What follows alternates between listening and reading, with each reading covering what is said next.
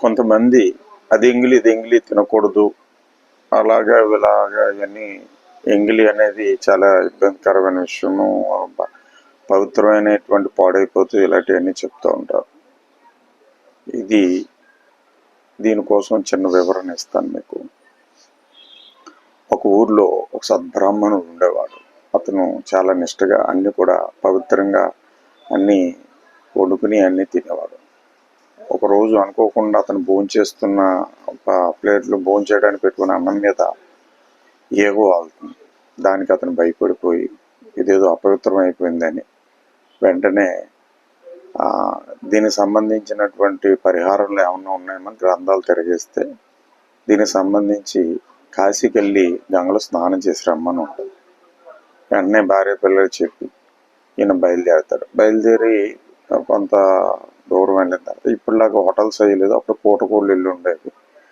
అలాగ ఒక ఆవిడకి వెళ్ళి భోజనం పెట్టమంటే ఆవిడ విస్తరాకేసి భోజనం పెట్టి అంతా తినేసిన తర్వాత ఈయన ఆకు మడుస్తుంటే వద్దండి ఆకు మడొద్దండి అంటే ఎందుకని అడుగుతాడు ఈయన.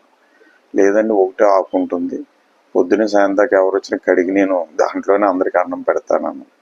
వెంటనే ఈయన మెదడుకి అంత అరికాల్లో భయం కంగారు వచ్చేసి ఈయనకి సరే అని చెప్పేసి ఇంకేదో అపవిత్రం అయిపోయిందని ఏదో మంత్రాలు చదువుకుని ఏదో జలం ఏదో శుద్ధిని ఎత్తుమీ చల్లుకుని అక్కడి నుంచి బయలుదేరి మళ్ళీ ఇంకొంత దూరం ప్రయాణం చేసిన తర్వాత ఇంకొక పూటకోళ్ళు ఇంటికి వెళ్ళినప్పుడు అక్కడ శుచిగా శుభ్రంగా భోంచేసి అంతా బాగానే ఉండి ఒక అరగంట ప్రశాంతంగా కూర్చుంటాడు. ఈ లోపల ఆవిడ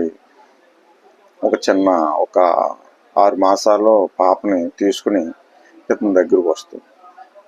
వచ్చి మీరేదో శాస్త్రాలు చదివిన పండితుల్లా ఉన్నారు, మా పాపకు ఒక పేరు పెట్టండి అన్నయ్య అంటే మీ గోత్రం ఏంటమ్మా అని అడుగుతారు. గోత్రం ఏమీ తెలియదండి, నేను ఇంతకుముందు ఒక ఆయన పెళ్లి చేసుకున్నాను, ఆయనకు నాకు పడక విడాకులు తీసుకుని ఇప్పుడు నేను ఒక సాయిబ్ లోపంతో ఉంటున్నాను, అతనికి నాకు కలిపి పుట్టిన బిడ్డే ఈ బిడ్డ అన్నాను. వెంటనే ఈయనకి ఏం చేయాలో పాలుపోక ఏదో తనకు తోచింది ఏదో పేరు పెట్టేసి వెళ్ళిపోయి కాశీ వెళ్ళి గంగలో స్నానం చేసేసి శుద్ధి అయిపోయినట్టుగా ఇంటికి వచ్చేస్తారు. ఇంతకీ మీకు నేను చెప్పొచ్చేది ఏంటంటే ఈ సృష్టిలో ఎంగిలి కానిది ఏమీ లేదు. ప్రతిదీ కూడా భూమి నుంచి మనం వాటర్ తీసుకున్నా ఆహారం తీసుకున్నా ఎంగిలే.